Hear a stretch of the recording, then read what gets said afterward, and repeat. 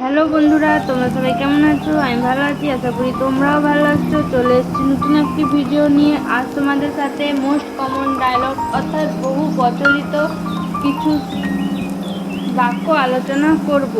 তো চলো শুরু করা যাক। এ কাপেল অফ ডেজ এগো, কয়েকদিন আগে, এভরি নক অ্যান্ড কর্নার, আনাচে কানাচে, এভিলওয়্যার, পাপি, এভিল ডেড, খারাপ কাজ, অ্যাবভ ল, আইনের উপরে,